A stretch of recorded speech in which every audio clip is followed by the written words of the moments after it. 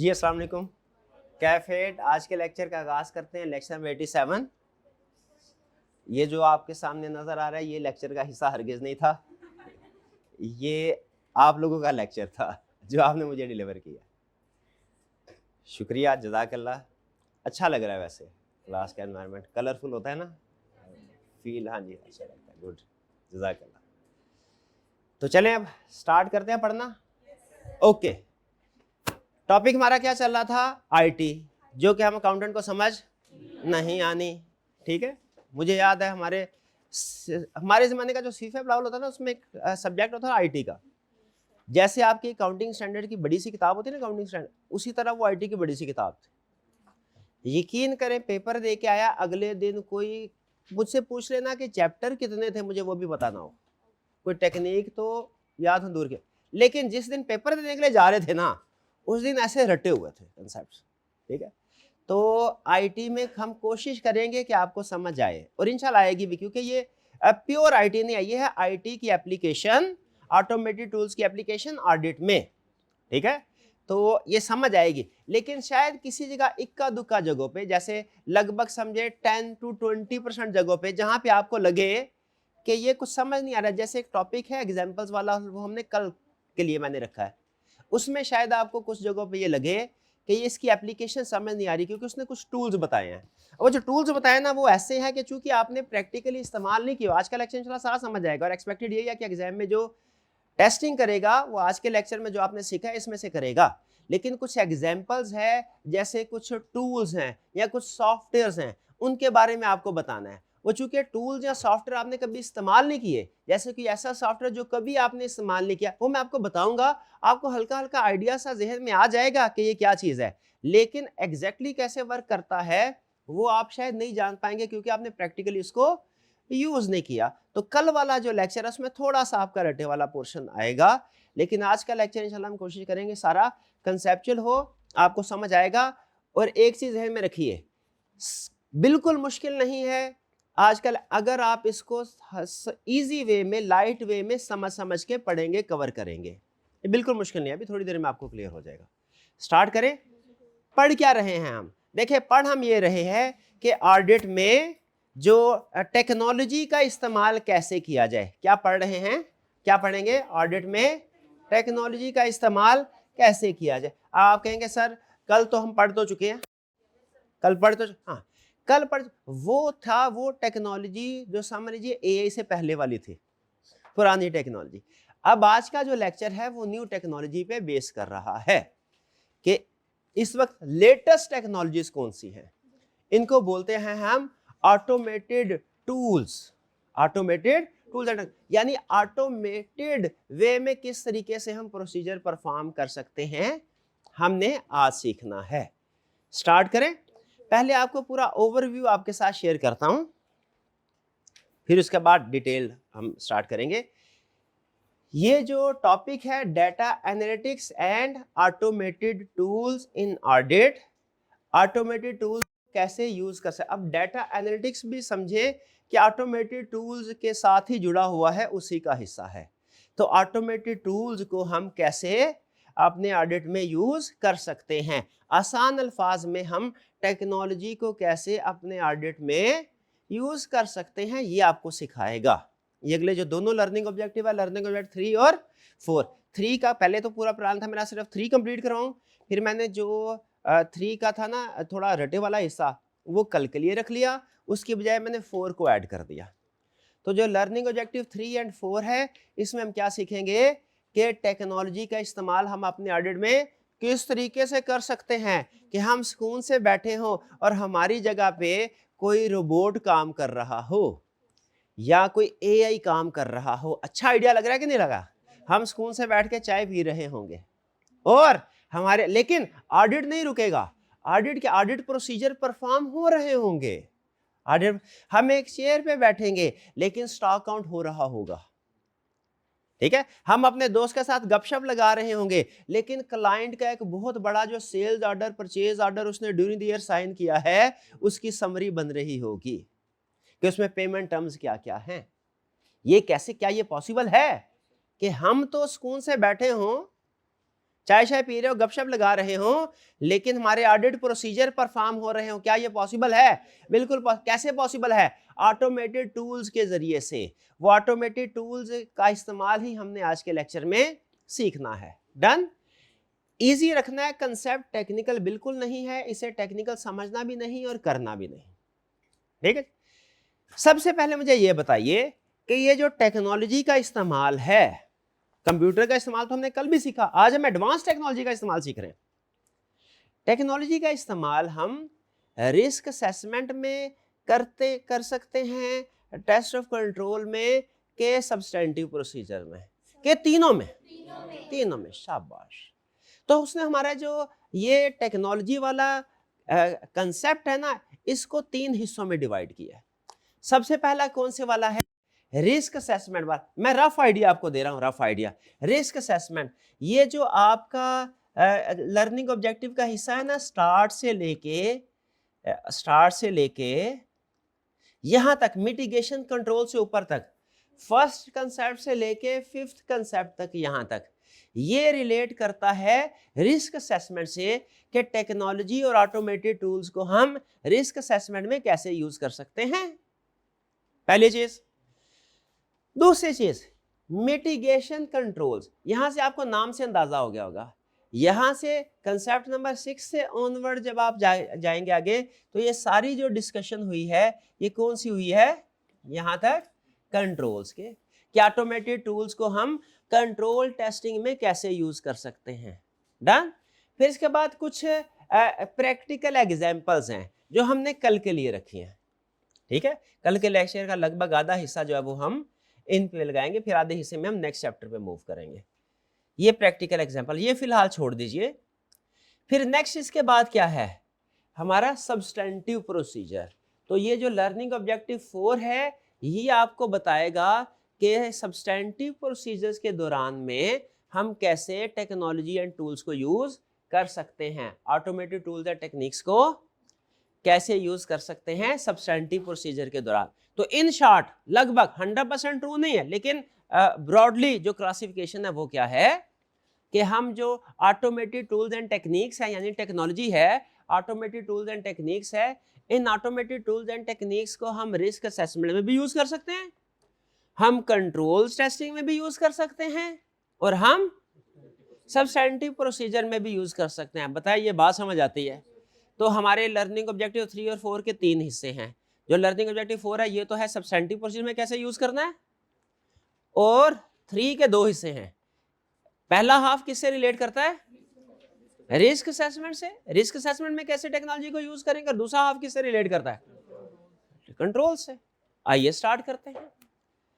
तो सबसे पहले लर्निंग ऑब्जेक्टिव 3 में कि टेक्नोलॉजी को रिस्क असेसमेंट में कैसे यूज कर सकते हैं।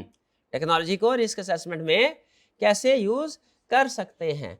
अच्छा, ये वाला जो हिस्सा है इसको तो कर दीजिए क्रॉस, ये वाला जो हिस्सा इसको कर दे क्रॉस, ऐसे करके करे क्रॉस।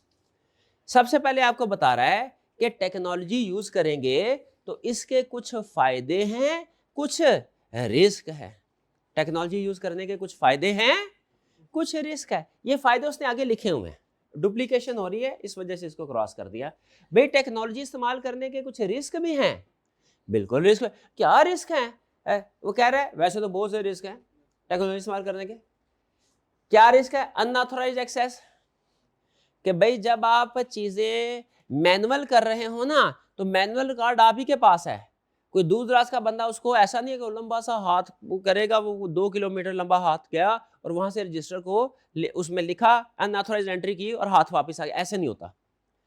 लेकिन टेक्नोलॉजी यूज करेंगे, आप रिकॉर्ड अपना आईटी पे मेंटेन कर रहे होगे, सिस्टम पे मेंटेन करोगे, उसमें ये पॉसिबल है कि 2000 किलोमीटर भी दूर बैठा हुआ ना कोई पर्सन, वो आपके सिस्टम को एक्सेस करके उसमें अनऑथराइज्ड चेंजेस कर सकता है। वो दूर जो बैठा होगा पर्सन, वो आपके सिस्टम को एक्सेस करेगा, उसमें डाटा को मैनिपुलेट करके चेंज कर देगा। जब डाटा चेंज होगा तो जो आप प्रोसेसिंग करेंगे वो भी सारी गलत होगी।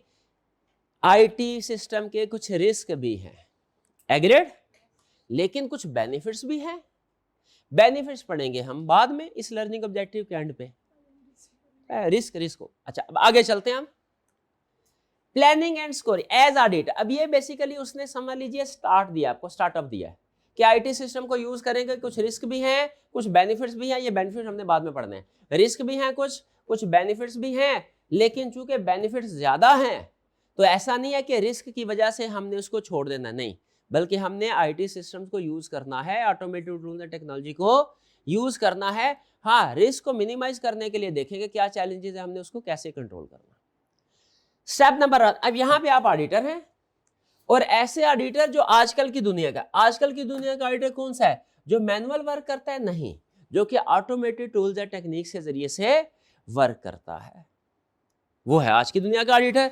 तो बताइए एज ऑडिटर आपका फर्स्ट स्टेप क्या होगा अगर आपने ऑटोमेटेड टेक्नोलॉजी को यूज करना है, रिस्क असेसमेंट, कंट्रोल या सब्सटेंटिव प्रोसीजर? कहता है रिस्क असेसमेंट करनी है तो सबसे पहले ये देखो, सबसे पहले आपने क्या करना है, planning and scoping. Planning and scoping क्या करना है, प्लानिंग एंड स्कोपिंग का मतलब क्या है, डिसाइड करो कि किन एरियाज में टेक्नोलॉजी को यूज करना है और किन प्रोसीजर में टेक्नोलॉजी को यूज करना। और हर एरिया में टेक्नोलॉजी यूज नहीं होगी, हर प्रोसीजर में भी टेक्नोलॉजी यूज नहीं होगी, ठीक है। जैसे कुछ प्रोसीजर में अगर आपने रेशियो एनालिसिस करना हो, मुझे बताइए computer techniques, automated tools and techniques उसमें इस्तेमाल हो सकते हैं। कैसे इस्तेमाल हो सकते हैं, परसेंटेज वगैरह कैलकुलेट कर सकते हैं, क्लियर, ठीक है। लेकिन कुछ जैसे क्लाइंट से इंक्वायरी करनी है, उसकी इंक्वायरी को इंटरप्रेट करना है कि कहीं सवाल का जवाब देते हुए परेशान तो नहीं हो रहा। हमारे बहुत से हम जो रिस्क ऑफ फ्रॉड आइडेंटिफाई करते हैं ना, वो क्लाइंट के बिहेवियर से भी कर लेते हैं। क्या क्लाइंट परेशान है, जैसे वो तफ्तीश करने वाले होते हैं ना, वो सवाल पूछते हैं लेकिन देखते हैं कि मुजरिम जो मुलजिम है वो जवाब कैसे दे रहा है। तो इंक्वायरी करनी है ना, अगर तो आपने फिगर्स के जरिए से रिस्क आइडेंटिफाई करना है वो तो ऑटोमेटेड टूल्स कर लेगा। अगर आपने इंक्वायरी के जरिए से रिस्क आइडेंटिफाई करना है तो वो शायद ऑटोमेटेड टूल्स इतने बेहतर ना हो, उसमें मैनुअल बेहतर है। तो पहला लेसन उसने क्या दिया कि आपने जब ऑटोमेटेड टूल्स को यूज करना है, सबसे पहले प्लानिंग एंड स्कोपिंग करनी है। प्लानिंग एंड स्कोपिंग का मतलब क्या है, किस एरिया में हमने टूल्स को यूज करना है और किन प्रोसीजर में यूज करना, ठीक है। पहला असूल, भैया हाई रिस्क एरिया में यूज करो, लो रिस्क एरिया में टेक्नोलॉजी को यूज ना करो। छोटी छोटी चीजों को कंप्यूटर के जरिए ना करो, कॉस्ट बढ़ती है ना, छोटी छोटी कैलकुलेशन। अब एआई को मैं यूज कर रहा हूं, उसे क्या कर रहा हूं, जरा मुझे बताइए 7 × 6 क्या होता है। और भाई ये काम है कैलकुलेटर भी, आपको पता है एआई के हर एक्टिविटी, हर टास्क के पीछे कॉस्ट होती है, एक एक टोकन कंज्यूम हो रहे होते हैं, कॉस्ट होती है। तो जो सिंपल टास्क है वो हमें एआई से, टेक्नोलॉजी से नहीं करवाने चाहिए, टेक्नोलॉजी की एक कॉस्ट है। तो पहला सबक उसने क्या दिया हमें, रिस्क असेसमेंट में यूज करना है टेक्नोलॉजी को, तो हर एरिया में टेक्नोलॉजी यूज नहीं कर, हाई रिस्क एरिया में यूज करो जैसे रेवेन्यू है, लो रिस्क एरिया में यूज ना करो। और इवन हाई रिस्क एरिया में भी हर प्रोसीजर टेक्नोलॉजी के जरिए से नहीं होगा, कुछ प्रोसीजर होंगे, कुछ प्रोसीजर टेक्नोलॉजी के जरिए से नहीं होंगे। बताइए इस स्कोपिंग, प्लानिंग और स्कोपिंग से एग्री करते हैं? क्या सिखाया उसने इसमें, बताइए क्या सिखाया प्लानिंग एंड स्कोपिंग में?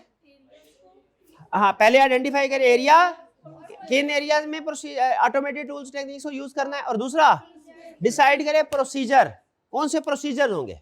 हर एरिया में टूल यूज नहीं होगा, हर प्रोसीजर में।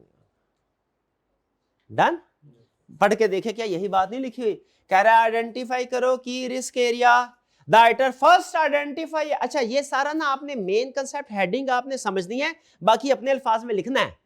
ये ऑडिटिंग स्टैंडर्ड नहीं है, क्या ऑडिटिंग स्टैंडर्ड बातें, ये कोई लॉ नहीं है एज इट। इसका क्या है करने का तरीकाकार, समझना है और फिर खुद से करना, अपने अल्फाज में लिखे वो ज्यादा बेहतर है। आइडेंटिफाई करो की risk area, first identify area and assertion with the highest risk of misstatement and assess nature and complexity of clients IT system. भाई जो एरिया जिसमें रिस्क ज्यादा है, जिसमें आईटी सिस्टम ज्यादा कॉम्प्लेक्स है, वो हमारे लिए ज्यादा अहम है, उसको सेलेक्ट करो, ठीक है। और set objective for data analytics. अब once risk areas are clear, जब आप रिस्क एरिया आइडेंटिफाई कर लो, फिर क्या करो, फिर आपने अपने जो टूल्स एंड टेक्निक्स है उन हाई रिस्क एरिया पे फोकस करने हैं, और फिर डिसाइड करना है कि कौन से प्रोसीजर को आप ऑटोमेटेड टेक्निक के जरिए से परफॉर्म कर सकते हैं। दोनों को मिला के पढ़े तो कंसेप्ट क्या बनता है? Step number 1, planning and scoping का मतलब डिसाइड करो कौन से एरियाज पे ऑटोमेटेड टूल्स अप्लाई करने हैं और एग्री करते हैं ऐसे होना चाहिए।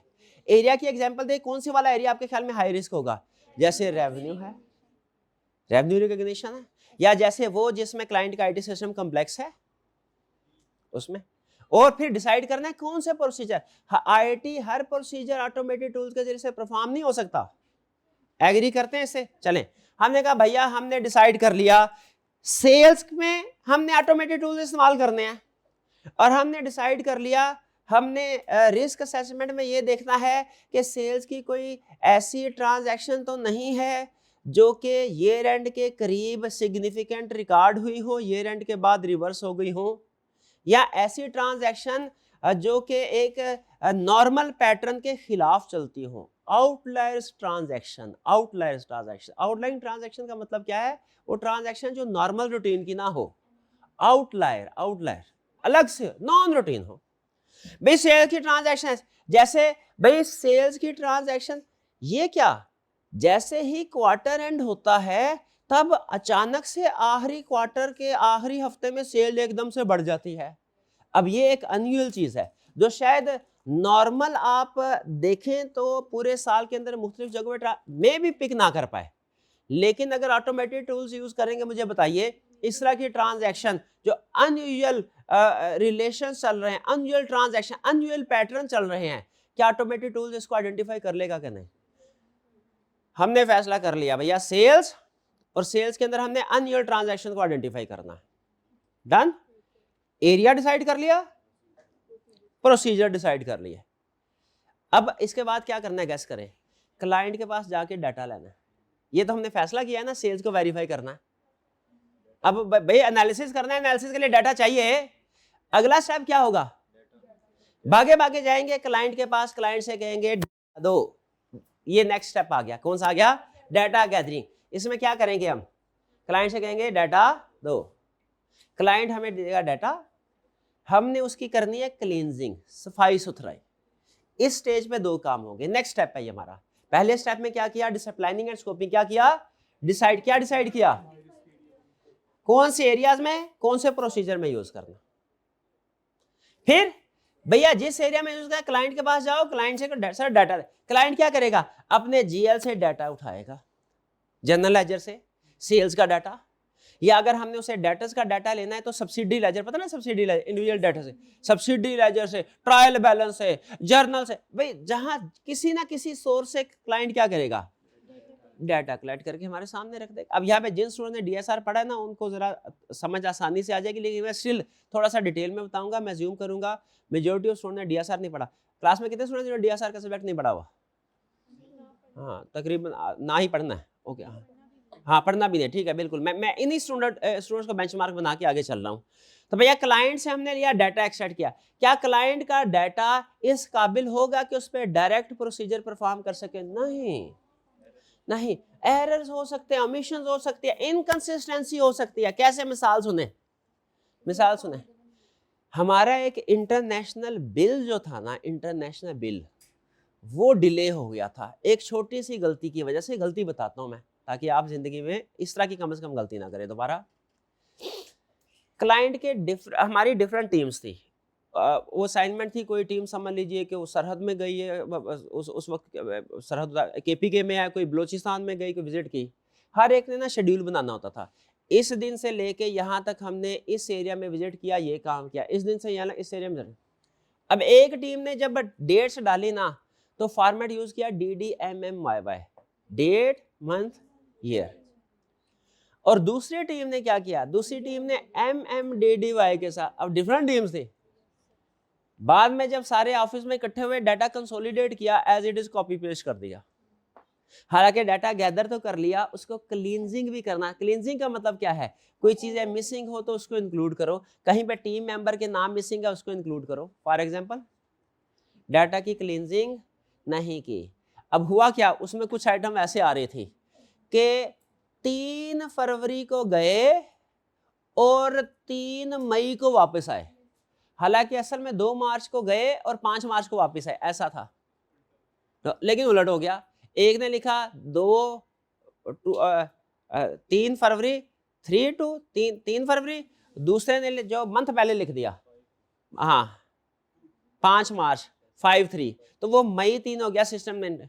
वो उधर इंटरनेट वो कहने लगा सर ये काम उधर 3 दिन का था, आपकी टीम उधर 3 महीने क्या करती रही है, ओवर बिलिंग तो नहीं कर रहे।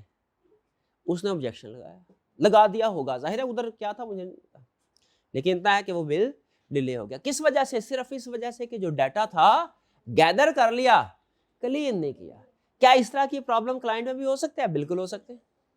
हो सकता है कि फॉर्म फिल हुआ हो, उस फॉर्म के अंदर सारी इंफॉर्मेशन इंक्लूडेड ना हो, तो डाटा जब कभी गैदर करे ना, उसके ऊपर डायरेक्ट एनालिसिस परफॉर्म कभी नहीं करना, पहले उसकी क्लींजिंग करनी। क्लींजिंग का मतलब क्या है? उसमें अगर कोई एरर है, ओमिशन है, इनकंसिस्टेंसी है, इनकंसिस्टेंसी का मतलब सारे डाटा एक ही फॉर्मेट पे नहीं है, तो आपने उसको दूर कर लेना है, क्योंकि एनालिसिस परफॉर्म करते हुए अगर इस तरह की प्रॉब्लम आई ना, आपका एनालिसिस गलत हो जाएगा। तो स्टेप नंबर 1 में हमने क्या किया था? प्लानिंग एंड स्कोपिंग में डिसाइड किया कौन सा एरिया, कौन से प्रोसीजर। स्टेप नंबर 2 में क्या कर रहे हैं वाला? डाटा गैदर कर रहे हैं, डाटा को क्लीन करने हैं। बताइए दोनों स्टेप्स होने चाहिए कि सिर्फ डाटा एक्सट्रैक्ट कर लें काफी है? डाटा एक्सट्रैक्ट करके क्लींजिंग भी होनी चाहिए। क्लींजिंग में यही है, उसमें एरर, ओमिशन, इनकंसिस्टेंसी जो है उनको रिमूव करना है। डाटा स्टैंडर्डाइज हो, एक्यूरेट हो, कंप्लीट हो। क्या हो? स्टैंडर्डाइज हो, एक्यूरेट हो, कंप्लीट हो, क्योंकि इनपुट ठीक होगा तो एनालिसिस ठीक होगा ना आगे। तो ऑटोमेटेड टूल्स एंड टेक्निक्स में एक काम हमारा क्या हो गया? हमने प्लानिंग एंड स्कोपिंग कर ली। फिर क्या हुआ? Data gather. भाई गैदर कर लिया, इसके बाद क्या करना है? और एनालिसिस करना है। और क्या करना है भाई? एनालिसिस ही करना है। ओके, अब एनालिसिस कितनी तरह का है? एनालिसिस है 3 तरह का, जो उसने हमारे सिलेबस में इंक्लूड किया है, लेकिन सिलेबस में इंक्लूड नहीं किया, उसको छोड़ेंगे हम। एक है डिस्क्रिप्टिव एनालिसिस, ये जरा अच्छा कंसेप्ट है, पढ़ लीजिएगा। Descriptive analysis. और दूसरा है डायग्नोस्टिक एनालिटिक्स। तीसरा है predictive and advance analytics. Prescriptive नहीं है, वो डीएसआर वाले बोल रहे हैं, बिल्कुल प्रिस्क्रिप्टिव है, लेकिन यहाँ पे नहीं है। यहाँ पे उसने हमें सिर्फ 3 दिए है। कौन कौन सा? Descriptive, diagnostic. डिस्क्रिप्टिव एनालिसिस ये बताएगा क्या हुआ, क्या हुआ। डिस्क्रिप्टिव एनालिसिस ये बताएगा। फिर नेक्स्ट डायग्नोस्टिक एनालिसिस बताएगा क्यों हुआ, क्यों हुआ। और प्रेडिक्टिव एंड एडवांस एनालिटिक्स बताएगा कि फ्यूचर में क्या होगा। गैस करें सबसे एडवांस कौन से वाला है? Predictive advance technology. इसमें एडवांस टेक्निक्स जैसे रिग्रेशन एनालिसिस यूज होता है, मशीन लर्निंग यूज होती है। लेकिन जो दूसरे वाले हैं वो कंपैरेटिवली, क्योंकि वो हिस्टोरिकल डाटा से रिलेट कर रहे हैं। तो 3 तरह के डाटा। भाई स्टेप नंबर 1 में हमने डिसाइड किया कौन सा एरिया, कौन से प्रोसीजर। स्टेप नंबर 2 में क्या किया? डाटा कलेक्ट किया, उसको क्लीन किया। स्टेप नंबर 3 में क्या कर रहे हैं? एनालिसिस के 3 टाइप्स कौन सी हैं? Descriptive analysis, diagnostic analysis, predictive analytics. Done. Descriptive analysis क्या बताता है? व्हाट हैपेंड, क्या हुआ। डायग्नोस्टिक क्या बताएगा? व्हाई हैपेंड, क्यों। और नेक्स्ट जो है एडवांस या जो है हमारा प्रेडिक्टिव, ये क्या बताएगा? प्रेडिक्ट करेगा कि फ्यूचर में क्या होगा। इसको एग्जांपल से समझते हैं। सबसे पहले व्हाट हैपेंड, क्या हुआ, ये कैसे पता चलेगा? पास ट्रेंड एनालिसिस करें। पिछले सालों, पिछले पूरे 12 महीने ना साल में, हर महीने में देखें पेरोल का लेवल क्या था। वो इस तरह का ना एक लाइन बन जाती है, ट्रेंड। सेल्स का लेवल देखें, ये क्या है? व्हाट हैपेंड, भाई सेल्स कम हो गई। इसे इस ट्रेंड लाइन से क्या पता चलेगा? कोई चीज कम हुई या क्या ज्यादा? भाई सेल कम हो गई। ट्रेंड एनालिसिस से क्या पता चलेगा? सेल कम हो गई। क्या पता चलेगा? एक्सपेंस ज्यादा हो गए। इस तरह की चीजें समझ सामने आएगी। ट्रेंड एनालिसिस से क्या पता चलेगा कि कौन सा इनका एरिया कम हुआ ओवर द टाइम पीरियड, कौन सा ज्यादा। अमूमी तौर पे तो सेम लाइन पे चलते रहना चाहिए ना। अगर अनयूजुअली ट्रेंड लाइन अपवर्ड चली जाती है, अनयूजुअली डाउनवर्ड चली जाती है, इसका मतलब कुछ गड़बड़ है। एग्री करते हैं? तो ये ट्रेंड एनालिसिस कौन से वाला हुआ, डायग्नोस्टिक। ये इसने क्या, ये सॉरी ये हुआ डिस्क्रिप्टिव। Descriptive what happened. और एग्जांपल, अगर हम कहें कि जी हर महीने की एवरेज सैलरी क्या थी, या एवरेज एम्प्लॉय की सैलरी क्या, या हम कहें कि जो है मीन सैलरी क्या है हर एम्प्लॉय की, हम कहें कि डेप्रिसिएशन ऑन एवरेज कितने परसेंट है, एवरेज कैलकुलेट करना, ये भी क्या कहलाएगा, डिस्क्रिप्टिव एनालिटिक्स। क्लियर? अच्छा, आपने एग्जांपल दोनों याद कर लीजिए, जो जहन में समझने के लिए एग्जांपल रखनी है आपने ट्रेंड एनालिसिस। भाई पिछले साल के 12 महीनों का मैंने देखा कि किस महीने की सेल क्या थी, मेरे सामने एक लाइन आ गई जो कि इस तरीके से चल रही है और एंड पे एकदम इंक्रीज हो गई, ग्राफ स्पाइक आ गया। डिप आया कि स्पाइक आया, स्पाइक आया वो भी रिस्क है, डिप आया वो भी रिस्क है। और अगर वो एक स्टैंडर्ड लेवल पे चलता रहे उसका मतलब है ठीक है, कोई प्रॉब्लम नहीं है। तो ट्रेंड एनालिसिस ये मेरा कौन सा, डिस्क्रिप्टिव एनालिसिस। क्या हुआ, एकदम से इंक्रीज हो गया, मैंने कहा ये रिस्क है, फिक्स। अब मैंने अगला स्टेप मैंने क्या सोचना है, क्यों हुआ। पहले देखें, अगर मेरे सामने 30 एरियाज है ना, मैं ट्रेंड एनालिसिस परफॉर्म करता हूं, हर एरिया का ट्रेंड एनालिसिस में डिप या स्पाइक नहीं आएगा, कुछ में आएगा। जिनमें डिप या स्पाइक नहीं है वो तो मेरे हो गए साइड पे, ट्रेंड एनालिसिस परफॉर्म किया उनमें कोई प्रॉब्लम नहीं थी, वो हो गए साइड पे। जिनमें डिप है या स्पाइक है, कम है या ज्यादा है, उनमें क्या करना है, मैंने अब रीजन ढूंढनी है क्यों कम या ज्यादा है, क्यों कम या। डेटर्स का लेवल तो हर महीने एक जैसा था, एंड पे एकदम से कम क्यों हो गया, ज्यादा क्यों हो गया, ये देखना है। इसके लिए नेक्स्ट एनालिसिस, नेक्स्ट एनालिसिस कौन सा है, डायग्नोस्टिक। डायग्नोस्टिक एनालिसिस में याद रखिएगा, हमने सिर्फ उस सेल का एनालिसिस नहीं करना, सेल्स को वजह ढूंढनी है, यानी सेल को किसी दूसरे इंफॉर्मेशन के साथ लिंक करना है कि ये सेल वेरी हुई तो किस चीज के साथ लिंक होके वेरी हुई। सेल्स को जैसे for example number of unit sold के साथ लिंक कर दें, जैसे प्लॉजिबल रिलेशनशिप बनाते हैं, ठीक है। डेटर्स है, डेटर को सेल के साथ लिंक कर दें। पेरोल है, पेरोल को नंबर ऑफ एम्प्लॉइज के साथ लिंक कर दें। यानी वो जो हम रेशियो एनालिसिस करते थे, याद है, रेशियो एनालिसिस परफॉर्म करें। लेकिन रेशियो एनालिसिस में ट्रेंड में क्या फर्क है, ट्रेंड में सेल है तो सिर्फ सेल्स को ही एनालाइज किया जाएगा। रेशियो एनालिसिस में अमूमी तौर पे सेल्स को किसी दूसरी चीज के साथ रिलेट किया जाएगा। तो यहां पे चूंकि हम रीजन ढूंढ रहे हैं, तो हम जिस चीज को एनालिसिस कर रहे हैं उसको डिफरेंट अदर वेरिएबल के साथ लिंक करके देखते हैं कि किसके चेंज होने की वजह से सेल्स में चेंज आया। ये रेशियो एनालिसिस है, ये क्या हम वजह ढूंढ रहे हैं। इसमें हम सेल्स को सिर्फ किसी एक चीज के साथ नहीं, बहुत सी चीजों के साथ लिंक करेंगे और देखेंगे किस चीज की वजह से ये चेंज हो रही है। ये क्या ढूंढ रहे हैं हम, रीजन। डायग्नोस्टिक एनालिसिस कर रहे हैं। पहला एनालिसिस क्या हुआ, डिस्क्रिप्टिव, जिसमें ढूंढते हैं हम कि क्या गलत हुआ। दूसरा स्टेप क्या है, डायग्नोस्टिक, क्यों गलत हुआ, ठीक है। इसमें हम आउटलायर डिटेक्शन, आउटलायर डिटेक्शन का मतलब ये है, ये देखना कि नॉर्मली सेल्स तो है वो 50 से 1,000 से 1 लाख के दरमियान में होती है, ये 5.5 लाख की सेल कौन सी आ गई है भाई। ऑन एवरेज तो एम्प्लॉय की सैलरी होती है फॉर एग्जांपल 60-70 हज़ार के करीब फैक्ट्री के अंदर, ये 2.5 लाख वाले एम्प्लॉयज 3-4 कहां से आ गए। ये आउटलायर, यानी पॉपुलेशन के अंदर जो होता है ना, जैसे एक एमसीक्यू होता था कि 3 चीजें एक जैसी है, ऑड वाली आइटम को आइडेंटिफाई करे, होता था ना एक तरह, इस तरह का MCQ. Outlier anomaly, outlier detection इसी चीज का नाम है। तो पहले स्टेप में क्या किया हमने, देखा किस चीज में चेंज आ रहा है। दूसरे स्टेप में क्या देखा, क्यों चेंज आ रहा है, व्हाई।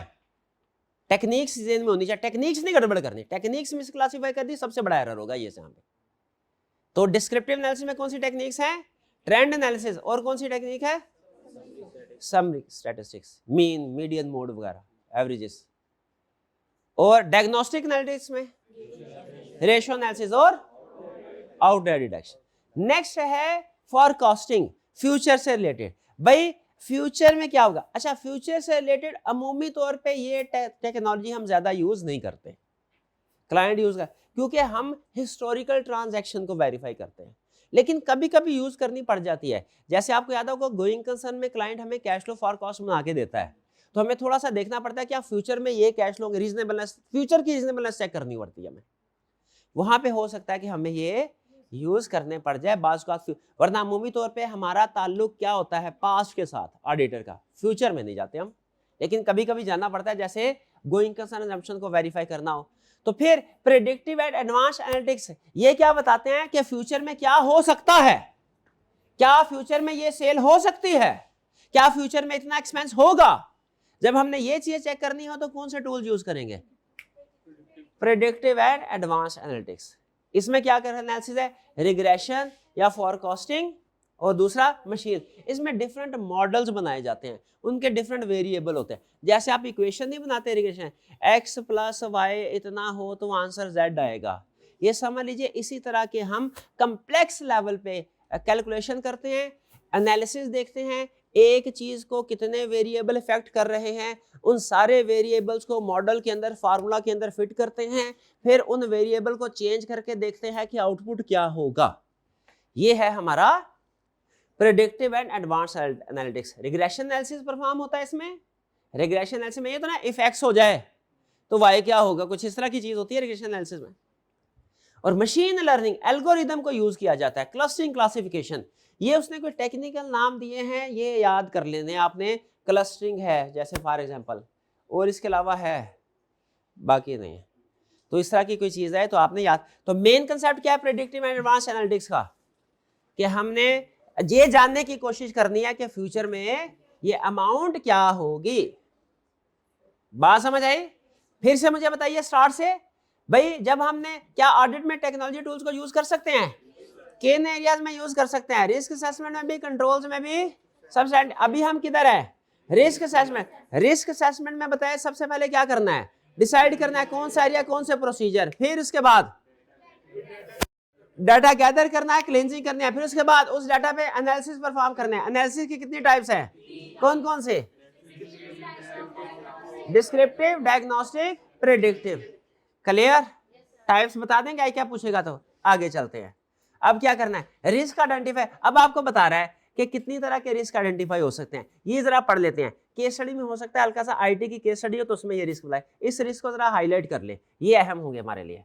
भाई रिस्क क्या क्या हो सकते हैं, एनालाइज प्रोसीजर, ये इसको खास तौर पे आपने बार बार पढ़ना है। केस स्टडी में इंफॉर्मेशन यूज कर सकता है, क्योंकि आपको होता है ट्रेडिशनल कंट्रोल की केस स्टडी होती थी जिसमें सिर्फ मैनुअल कंट्रोल पूछता था। अब इस टॉपिक के आने के बाद वो आईटी के कंट्रोल और मैनुअल कंट्रोल मिक्स कर सकता है। इसीलिए हम क्या करेंगे, साथ साथ उसको दोनों को करते रहे। यानी मैनुअल कंट्रोल, आपको पता है मैनुअल कंट्रोल की भी प्रैक्टिस हो रही है ना हल्की हल्की साथ साथ हमारे। हाँ जी, रिस्क क्या हो सकता है जरा समझिएगा इसको। एनालाइज यूजर एक्सेस, भाई इस सिस्टम को कौन कौन एक्सेस कर सकता है, क्या इस सिस्टम को कोई आउटसाइडर भी एक्सेस कर रहा है या कर सकता है, तो उसका मतलब उसमें रिस्क ज्यादा है।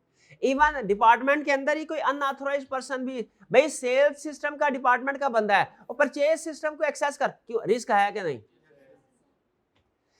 कंसेप्ट क्या है कि इररेलेवेंट बंदा चाहे कंपनी के अंदर हो कंपनी के बाहर, उसको सिस्टम की एक्सेस होगी तो रिस्क बढ़ गया। गलती का टाइमिंग, किस टाइम पे एक्सेस किया गया सिस्टम, क्या टाइमिंग से भी रिस्क सामने आता है। वही पर्सन दोपहर के 2 बजे सिस्टम को एक्सेस करेगा, रिस्क नहीं है। वही आईडी वही पर्सन रात के 2 बजे एक्सेस करेगा, रिस्क है। रिस्क है। इतना कौन सा काम का शौकीन रात के 2 बजे तक काम, अगर गड़बड़ है रात को बैठ के कोई प्लान बनाया इसने।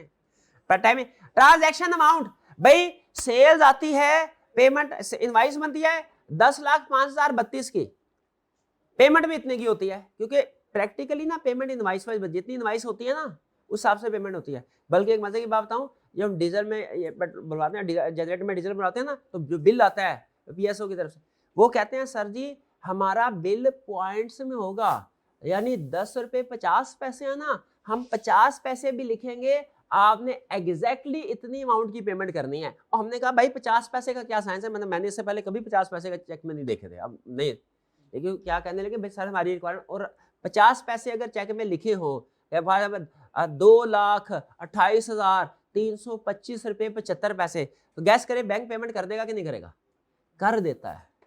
पैसों में भी पेमेंट होती है, चेक क्लियर होता है, तो उनकी रिक्वायर। अच्छा अब बिल आया इतनी अमाउंट का, पेमेंट कितनी हुई, 2.5 लाख, राउंड ऑफ 2 लाख, मशकूक है कि नहीं है। इसीलिए ट्रांजैक्शन की अमाउंट से भी रिस्क आइडेंटिफाई हो जाता है। अगर इनवाइस एग्जैक्ट अमाउंट में आ रही है तो आपकी ट्रांजैक्शंस भी एग्जैक्ट, जो पेमेंट है एग्जैक्ट अमाउंट में होना चाहिए। ठीक है, आगे चलते हैं। और क्या, unusual pattern posting outside normal business, track transaction that do not match typical customer. Payment pattern की मैंने आपको बात करी भाई, एक कस्टमर की आदत है वो हर महीने के एंड पे पेमेंट भेजता है और एक महीने में 10, 12, 15 तारीख को भी पेमेंट आई हुई है। रिस्क है कि नहीं? बताइए, क्या ट्रांजैक्शन का एनालिसिस करके ट्रांजैक्शन किसने की, कब की, कहां से की, किस अमाउंट की, इन चीजों से क्या रिस्क आइडेंटिफाई हो सकता है कि नहीं हो सकता? पक्की बात है। अमाउंट से कैसे रिस्क आइडेंटिफाई होगा? अनयूजुअल हो, शाबाश। Check for conflicting user role, यानी एक ही पर्सन ट्रांजैक्शन क्रिएट भी कर सकता है, अप्रूव भी कर सकता है। पेरोल वाले को ये अथॉरिटी भी है, पेरोल में न्यू एम्प्लॉय ऐड कर सकता है, और ये अथॉरिटी भी है, उसको पेमेंट भी कर सकता है। क्या करेगा? क्रिएट करेगा, पेमेंट करेगा, क्रिएट करेगा, पेमेंट करेगा, क्रिएट करेगा, पेमेंट करेगा। तो ये कंफ्लिक्ट, ये इसको हम आसान जुबान में, इधर तो आईटी की लैंग्वेज में बोला है कंफ्लिक्टिंग रोल, हम नॉर्मल ऑडिट की लैंग्वेज में से क्या बोलते हैं? Segregation of duties. कुछ समझ आ रहा है? हम क्या कर रहे हैं भला? रिस्क आइडेंटिफाई कर रहे हैं। Assess how data moves between system. देखो, ट्रायल लेजर से ट्रायल बैलेंस में डाटा कैसे जाता है। ऐसा तो नहीं लेजर से ट्रायल बैलेंस में डाटा ट्रांसफर हो ही नहीं रहा। आईटी के अंदर ना लिंकिंग करनी होती है कि ये जो क्लोजिंग बैलेंस है ट्रायल बैलेंस में इस जगह पे जाए, इस अकाउंट में। ये लिंकिंग, अगर लिंकिंग गलत हो तो या तो जनरल लेजर का डाटा ट्रायल में जाएगा ही नहीं, या जाएगा किसी और जगह। पता चले सेल्स के आगे डेबिट फिगर आ रही है परचेज की, क्योंकि लिंकिंग गलत हो गई थी। भाई लिंकिंग गलत हो जाती है ना। एक्सेल में कभी लिंकिंग गलत की आपने? एक्सेल में काम ही नहीं किया अभी, चले छोड़े, फिर समझ जाए कैसे हो सकता है, कैसे डाटा मूव करता है। क्या बताइए, ये सारे रिस्क की रीजन हो सकती हैं। तो जब आप ऊपर सारा काम कर लेंगे उसके बाद आपको क्या मिलेगा? ये रिस्क मिलेगा। जब 4 नंबर कंसेप्ट तक ये सारा काम कर लेंगे प्रेडिक्टिव तक, तो 5वें स्टेप में आपको इनाम मिलेगा। इनाम में क्या मिलेगा? रिस्क। जब डाटा को एनालिसिस करने के बाद हो गया जी, इसको मार्क कर लेना है। आगे चलते हैं। रिस्क तो आइडेंटिफाई हो गए, आगे क्या करें? कंट्रोल। मिटिगेशन तो उसने खुद से ऐसे नाम ले दिया, हमारा ऑडिट में क्या कहते हैं? कंट्रोल्स। उस रिस्क को एड्रेस करने के लिए कंट्रोल्स। अच्छा, एक चीज बताइए, कंट्रोल्स मैनुअल होने चाहिए कि ऑटोमेटेड के दोनों?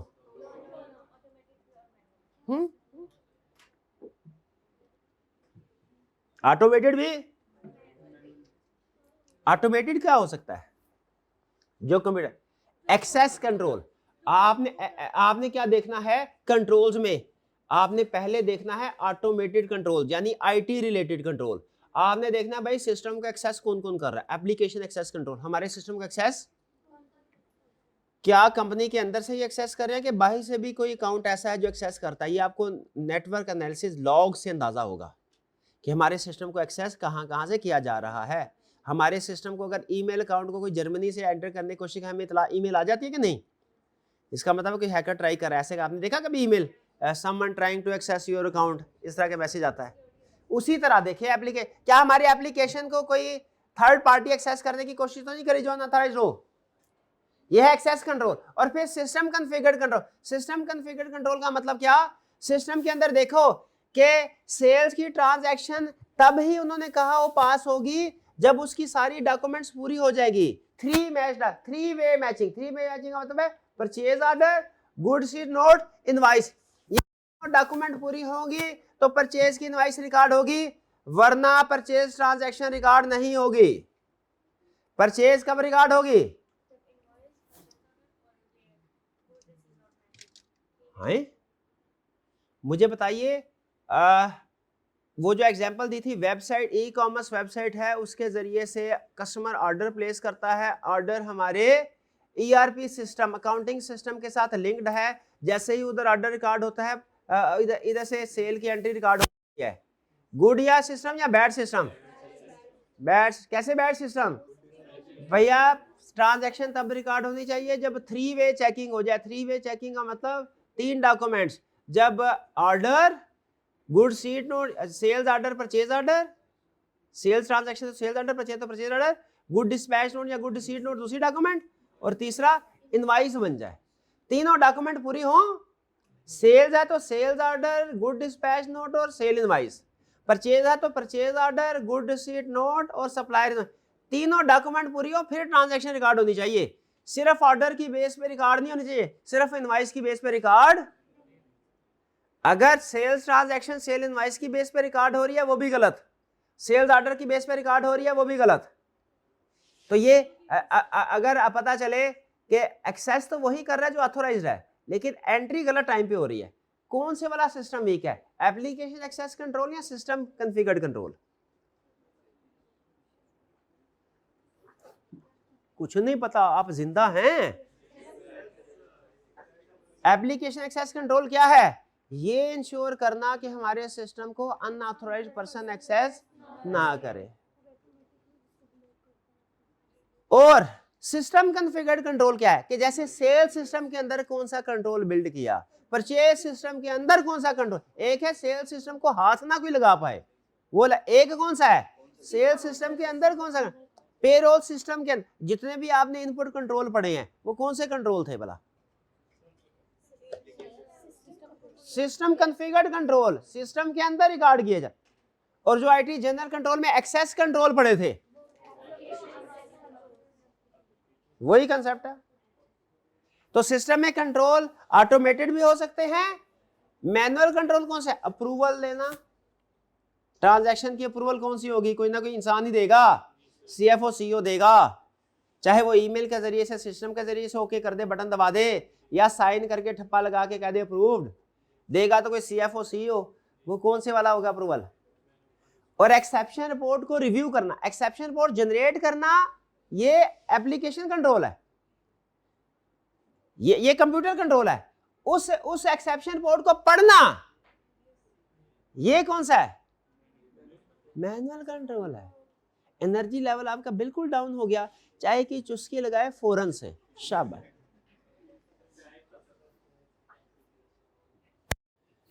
तो बताइए कंट्रोल्स में सिर्फ मैनुअल कंट्रोल चेक करने हैं आपने कि सिर्फ system based control automated control check करने हैं? दोनों करने हैं। बल्कि ये भी चेक करो क्लाइंट भी कंट्रोल पे नजर रख रहा है कि नहीं। क्लाइंट के पास रियल टाइम डैशबोर्ड है। रियल टाइम डैशबोर्ड वो होता है जो हर सेकंड में जो भी चेंज हो रहा हो सामने खबर आ जाती है। वो आपने देखा वो बड़ा सा टीवी जिसके ऊपर 50 के छोटे छोटे कैमरास, और हर वक्त जिस कैमरा के सामने जो भी मूवमेंट हो रही है नजर आ रही होती है, वो है रियल टाइम डैशबोर्ड। इसी तरह स्टैटिस्टिक्स होते हैं। स्टॉक एक्सचेंज में इन्वेस्टमेंट करें ना तो आपको एक डैशबोर्ड मिलेगा। उस डैशबोर्ड के सामने आपने जितने भी इन्वेस्टमेंट किए है, हर शेयर की जो प्राइस है, मार्केट प्राइस, एक एक सेकंड के बाद चेंज होती है, नजर आ रही होती है। ये है रियल टाइम डैशबोर्ड। चेंज आए विद इन सेकेंड आपके सामने रिफ्लेक्ट हो जाए, रियल टाइम डैशबोर्ड। और उसमें अगर कोई अनयूजुअल चीज है फौरी तौर पे अलर्ट जारी हो जाए, ये भी कंट्रोल का हिस्सा है। लेकिन ये अमूमी तौर पे जो कंट्रोल है ये क्लाइंट परफॉर्म करता है। ऑडिटर भी कर सकता है, ऑडिटर भी कर सकता है। Continuous auditing and monitoring tools, ये भी कंट्रोल है कि नहीं है? देखने चाहिए ये भी। तो बताइए कंट्रोल की एग्जांपल क्या है? कौन कौन से कंट्रोल? हमारे ऑटोमेटेड कंट्रोल के मैनुअल कंट्रोल के कंटिन्यूस कंट्रोल, तीनों। ओके, फिर से बताए ऑटोमेटेड टूल्स का इस्तेमाल कैसे कैसे होगा। जितना आप स्लो होंगे ना उतना मैं रिवीजन बार बार करवाऊंगा। ऑटोमेटेड टूल्स का इस्तेमाल कैसे है? रिस्क में है, कंट्रोल्स में है, सब्सटेंटिव प्रोसीजर में है। रिस्क में कैसे है? क्या करना है? प्लानिंग, स्कोपिंग, किस एरिया में कौन से प्रोसीजर, फिर इसके बाद डाटा गैदरिंग, डाटा इकट्ठा करो, क्लींजिंग करो, सीधा पतला करो उसको, फिर उसके बाद एनालिसिस करो। एनालिसिस कितनी तरह के? 3 तरह। कौन कौन से? Descriptive, diagnostic, predictive. एनालिसिस कर लिया, इसके बाद क्या मिलेगा? रिस्क मिलेंगे। रिस्क मिलेंगे ना। रिस्क कौन कौन से मिलेंगे जरा एग्जांपल बताएं। एक्सेस, किसकी एक्सेस किया? हाँ, गलत टाइम पे गलत बंदे ने एक्सेस किया, रिस्क है। गलत टाइम पे एक्सेस, रिस्क है। गलत अमाउंट जो कि नॉर्मल रूटीन में नहीं होती, रिस्क है। और क्या रिस्क है? हाँ, डाटा सही से ट्रांसफर नहीं हो रहा जैसे ट्रायल में, रिस्क है। एक ही पर्सन को डिफरेंट रोल दे दिए, रिस्क है कि नहीं रिस्क? फिर इसके बाद रिस्क के बाद अगला स्टेप क्या आ गया? कंट्रोल्स में क्या करना है? कंट्रोल को मिटिगेट करना, और क्या करना, यानी कंट्रोल रिस्क को मिटिगेट करते हैं। अच्छे control risk down, bad control risk up. तो बताइए कंट्रोल टेस्ट करने हैं, कौन से कंट्रोल? सिर्फ मैनुअल, सिर्फ ऑटोमेटेड के कंटिन्यूअस? ये कंटिन्यूअस का कंसेप्ट बहुत अच्छा कंसेप्ट है। क्या पहले ऐसे नहीं होता था? अब आपको पता है आईटी टूल्स की मदद से आप 100% टेस्टिंग तक भी कर सकते हैं। बाज़-औक़ात कुछ एरियाज में 100% टेस्टिंग भी कर सकते हैं। तो बताइए कंट्रोल्स देखने हैं, कौन से कंट्रोल देखें? ऑटोमेटेड, मैनुअल के कंटिन्यूअस वाले? ऑटोमेटेड के एग्जांपल बताए कौन से है? और access system configure, access control का मतलब सिस्टम को एक्सेस कर सकते हैं कि नहीं? सिस्टम कॉन्फ़िगर कंट्रोल का मतलब उस सिस्टम के अंदर, सेल्स सिस्टम है, सेल्स के अंदर क्या कंट्रोल लगाए? वो जो हमने पढ़े थे वो क्या थे? Input control, sequence control, batch control, test, range test वगैरह वगैरह, वो सारे सिस्टम कॉन्फ़िगर्ड है। एक्सेस कंट्रोल हो गए। फिर इसके अच्छा, क्या आईटी सिस्टम के अंदर हमें मैनुअल कंट्रोल्स को भी चेक करना है? Explain with the help of example. Manual control कौन से चेक करेंगे? अप्रूवल, ट्रांजैक्शन की अप्रूवल हो रही है कि नहीं हो रही? एक्सेप्शन रिपोर्ट जनरेट होना मैनुअल है कि उसका रिव्यू करना पड़ना? डन। तो एक केस स्टडी के अंदर जिसमें सेल्स सिस्टम चैप्टर 9 वाला होगा, लेकिन साथ में तड़का लगाया होगा आईटी का। क्या किया होगा? चैप्टर 9 और चैप्टर 18 की केस स्टडी मेरी मतलब अंदाजा है, हो सकता है गलत हो। क्या कि चैप्टर 9 मैनुअल सिस्टम को आईटी के साथ मिक्स करके 9 और 18 की एक केस स्टडी बनाएगा, कहेगा कंट्रोल आइडेंटिफाई कर लो। कर पाएंगे? आगे चलते हैं। ये उस वक्त ये सारी बातें काम आएंगी। रिव्यू था, एक्सेप्शन रिपोर्ट, एप्लीकेशन कंट्रोल, और ये वो बेनिफिट। अब कंट्रोल्स भी हो गए। अब क्या रह गई चीज?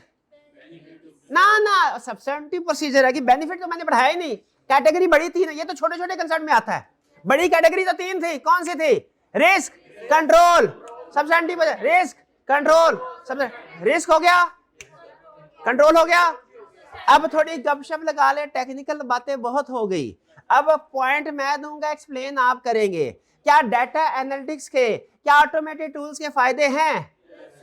बेटर बिजनेस अंडरस्टैंडिंग एक्सप्लेन करें। ज्यादा डाटा मिलेगा, बिजनेस को अंडरस्टैंड करना आसान है। जितना ज्यादा डाटा, जितनी ज्यादा इंफॉर्मेशन, उतनी ज्यादा अंडरस्टैंडिंग। Sharper risk identification. पहले कैलकुलेटर से और देख के ट्रांजैक्शन को हम रिस्क आइडेंटिफाई करते थे, मार्क करते थे। अब क्या होगा? शार्प रिस्क असेसमेंट नहीं हो गई। अब हम ज्यादा शातिर नहीं हो गए। हाँ, ऑडिटर पहले से ज्यादा शातिर हो गया। किस वजह से? एआई की टूल्स की वजह। टाइम एफिशिएंसी क्या कहना चाह रहा है? पक्का होगी? कंसिस्टेंसी। पहले पता है क्या होता था? टीए को शाम को कहते ना टेस्ट चेक करो, टीए 5 टेस्ट चेक करके जाता था। किसी ने ज्यादा टेस्ट आ जाता, टीए का मूड बन जाता था। पुराने टीए की बात कर रहा हूँ, ये वाले नहीं। 10 टेस्ट उन्होंने कहते ना भैया आज टेस्ट चेक करके जाना है। कहते अच्छा सर जाने दे, आज काम है जरूरी। नहीं टेस्ट चेक करके जाओ। अच्छा ठीक है सर, हो जाएगा, बेफिक्र रहे। टक टक टक टक टक टक टक। किसी दिन अच्छा काम कर लिया, मूड अच्छा है, और जिस दिन मूड अच्छा नहीं है उस दिन टक टक टक टक टक टक टक टक। टिक्कू ऑडिट से बोलते थे। हो सकता है कि नहीं? सबका पास हो सकता है कि नहीं? हो सकता है। कंसिस्टेंसी नहीं होती थी। एक टीए ने काम किया, उसकी क्वालिटी कुछ और, दूसरे टीए ने टेस्ट चेक किया तो क्वालिटी कुछ ऐसे होता था। लेकिन याद रखें एआई में ऐसा नहीं होता। कंसिस्टेंसी, एक ही तरह का काम। देखिए इसमें वेरिएशन तो ना होती। कंसिस्टेंसी बड़ा अहम फीचर है भाई। वर्क कंसिस्टेंट होगा कि नहीं होगा? 100% टेस्टिंग भी हो सकती है। क्यों? पहले क्यों नहीं होती थी? पहले काम हमें करना पड़ता था, इसलिए 100% टेस्टिंग नहीं होती थी। अब किसने करना है? एआई ने करना है, एजेंट्स ने करना है। किसने करना है? एजेंट्स ने करना है। किसने करना है? AI agent. एआई थोड़ा जनरल लगता है, एआई एजेंट्स करेंगे। एआई एजेंट्स कौन है? सुपर ऑडिटर हैं, लेकिन हमारे जूनियर हैं सुपर ऑडिटर। अच्छा ओके, फ्रॉड डिटेक्शन आसान है, क्यों? जो outlier data, unusual data identify करना आसान है। फ्रॉड डिटेक्शन हाँ हो सकता है। वैल्यू फॉर मैनेजमेंट, अच्छा मैनेजमेंट के लिए भी अहम है, क्यों? हम जितना अच्छा एडिट करेंगे मैनेजमेंट को उतनी ज्यादा अच्छी इंफॉर्मेशन। भाई कंट्रोल वीकनेस की सजेशन भी तो हम दे देते हैं, कभी कभी सजेशन देते हैं जी। वीक कंट्रोल जो उसका इंप्रूव हो जाएगा। सुभान अल्लाह सुभान अल्लाह सुभान अल्लाह, बिल्कुल ठीक है, सही बोला, सही, परेशान ना हो, सही बोला है, सही बोला है। क्या डाटा एनालिटिक्स के आईटी के फायदे ही फायदे हैं कि कुछ चैलेंजेस भी हैं? डाटा प्राइवेसी, क्या मतलब? क्लाइंट कहेगा सर डाटा पेरोल का दे तो रहा हूं, आपने खबरदार इसको किसी आगे जूनियर टीम मेंबर के साथ शेयर किया। हमारा क्लाइंट था, कहता था मैं डाटा सिर्फ manager level chart qualified chart accountant दूंगा, पेरोल का सेंसिटिव डाटा होता था। कहता सर ये सेंसिटिव डाटा होता है, जूनियर को नहीं दे सकते, प्राइवेसी इश्यूज है ना, डाटा प्राइवेसी, क्योंकि क्लाइंट हमें देगा तो डाटा तो प्राइवेसी तो इंश्योर करनी है हमने, ये एक चैलेंज है। क्लाइंट अपने सिस्टम पे एक्सेस दे, क्योंकि आईटी टूल्स को इस्तेमाल करने के लिए क्लाइंट के सिस्टम की एक्सेस चाहिए। क्लाइंट कहता है सर मैं सिस्टम की एक्सेस आपको दे दूं, आपके कंप्यूटर में होता है वायरस दुनिया जहान के, कोई एंटीवायरस आपने इंस्टॉल नहीं किया, कोई अपडेट नहीं करते आप, और पता नहीं किसी की साइट से आप कौन कौन सी मूवीज और सॉफ्टवेयर डाउनलोड करते हैं। मैं सिस्टम की एक्सेस दे दूं, आप कनेक्ट हो मेरे सिस्टम के साथ, सिस्टम में ठप हो जाएगा। सही बोला कि नहीं क्लाइंट? क्लाइंट रिलक्टेंस, क्लाइंट कहता है आईटी सिस्टम मैं आपको सर नहीं दे सकता एक्सेस, फिर हम कुछ ना कुछ जुगाड़ निकालते हैं, वो अलग बात है। डाटा इंटेग्रिटी, क्लाइंट जो हमें डाटा प्रोवाइड करेगा हो सकता है उसकी प्रॉपर क्लींजिंग ना की गई हो अगर, तो उसमें गलतियां हो सकती हैं कि नहीं?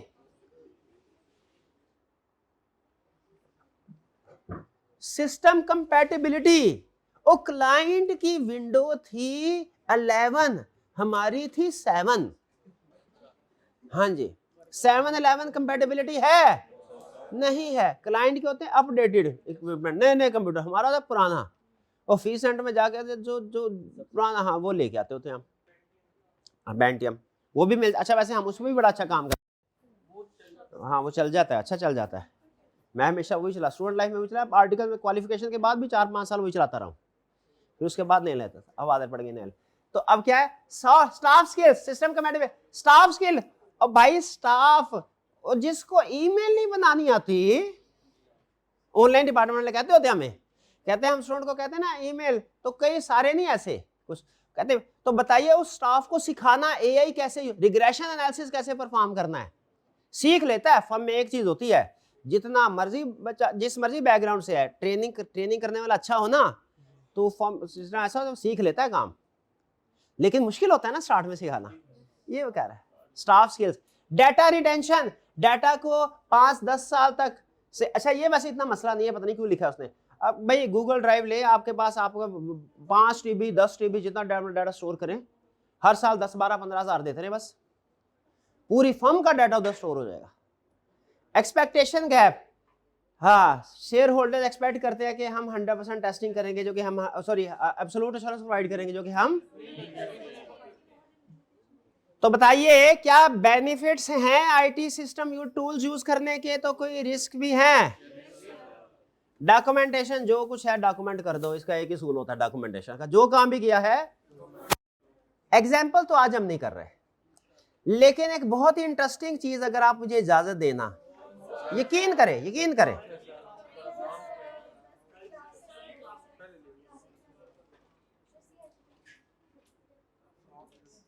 अच्छा एक मिनट हरे, अगर मैं आपसे कहूं ये बेनिफिट्स ऑफ एटीडी ऑटोमेटेड है, बेनिफिट्स और चैलेंजेस आप पढ़ चुके हैं, यकीन करेंगे?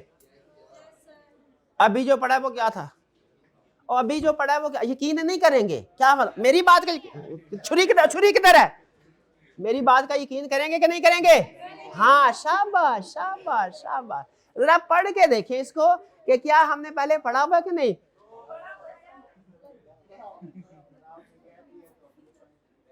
चलें ठीक है, छुट्टी लेकिन संडे को क्लास होगी हमारी, थोड़ी लेंथी, हाँ, और हो सकता है मंडे को भी आना पड़े आप।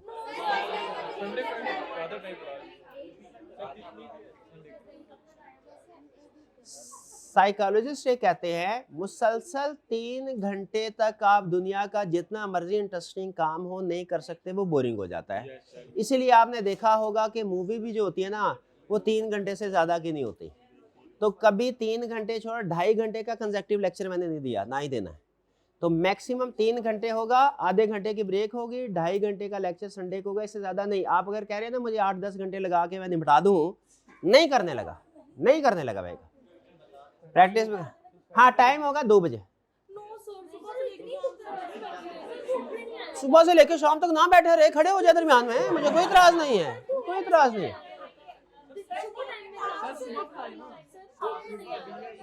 अच्छा धूप के टाइम में नहीं आ सकते इसीलिए सुबह आएंगे, तो फिर घर कब जाएंगे? क्लास खत्म होने पे नहीं जाएंगे? धूप के टाइम पे घर जा सकते हैं। 2 बजे भाई, सुबह 9 बजे क्लास होगी तो 1 बजे खत्म होगी ना, तब जा सकते हैं। 1 बजे अच्छा कॉलेज से घर चले जाएंगे, घर से कॉलेज, सुभान अल्लाह। बारिश हो रही ना, बारिश हो रही हो, अगले दिन बच्चे से पूछे क्यों ना, सर बारिश बहुत ज्यादा हो रही थी। और अगर छुट्टी का टाइम कॉलेज जाने के बाद बारिश हो ना, तूफान क्यों ना हो, घर चले जाते हैं। ये साइंस मुझे आज तक समझ नहीं आई क्या। ओके ओके ओके, अब मैं दूसरी क्लास है बीए वाली, बीए वालों से मैं कंसल्ट कर लूं अगर वो इजाजत देंगे। लेकिन नहीं ऑफिशियली हम उस क्लास पे, आपकी प्रेफरेंस है सुबह के टाइम पे क्लास हो। ओके कल आपको टाइम कंफर्म कर दिया जाएगा, ठीक है जी। आखिरी चीज चलते चलते बता दें, क्या ड्रोन टेक्नोलॉजी को हम अपने ऑडिट में यूज कर सकते हैं?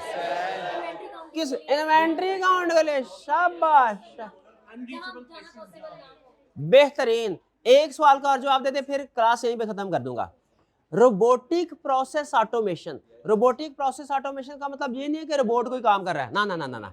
इसका मतलब है कोई ना कोई बोट, चैट बोट, कोई एआई काम कर रहा है। कोई ऐसा काम जो बार बार होना है वो होता है, वो ऑटोमेट करते हैं। कि कभी कभार करने वाला काम ऑटोमेट होता है। हमारा एक क्लाइंट था, मुझे काश ये टेक्नोलॉजी उस वक्त होती। वो उसने ना डिफरेंट कॉन्ट्रैक्ट्स किए होते थे, कुछ नेशनल कुछ इंटरनेशनल। हमारा एक स्टेप होता था कि जितनी भी उस क्लाइंट ने पेमेंट किया है, देखो कौन से वाले कॉन्ट्रैक्ट की बेस पे पेमेंट किया है, और उस कॉन्ट्रैक्ट की सारी टर्म्स एंड कंडीशन पढ़ो ताकि पता चले पेमेंट टर्म्स एंड कंडीशन के मुताबिक किया कि नहीं। तो हमने स्टेप पता है क्या परफॉर्म करना होता था? क्लाइंट का सारा कॉन्ट्रैक्ट पढ़ना होता था और उसके जो भी सिग्निफिकेंट टर्म्स एंड कंडीशन थी उसकी समरी बनानी होती थी। वो लग पता जाता था 120 सफ़े का एक कॉन्ट्रैक्ट होता था और इतनी लीगल टर्म्स होती थी, मतलब क्या मैं बोलूं, बस दिमाग फारग हो जाता।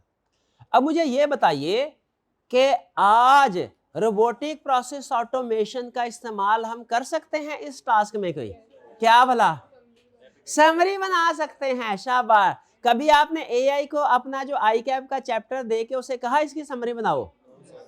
हाँ शाबाश, कहा। तो वही काम क्या है, रोबोटिक प्रोसेस ऑटोमेशन। क्लाइंट के कॉन्ट्रैक्ट्स पढ़ के समरी बनाता रहता है, हमने सिर्फ ये देखना मैच हो रही है कि नहीं।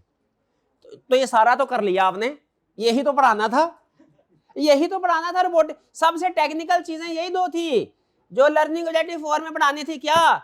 रोबोटिक प्रोसेस ऑटोमेशन कैसे यूज होगा सब्सटेंटिव प्रोसीजर में, और ड्रोन कैसे, तो पढ़ लिया। तो घर कल पढ़ के आएंगे लर्निंग ऑब्जेक्टिव 4। पढ़ाऊंगा मैं, भाई पढ़ाएगा जरूर कल, लेकिन आपने पढ़ के आना है लर्निंग ऑब्जेक्टिव 4 भी पढ़ के आएंगे।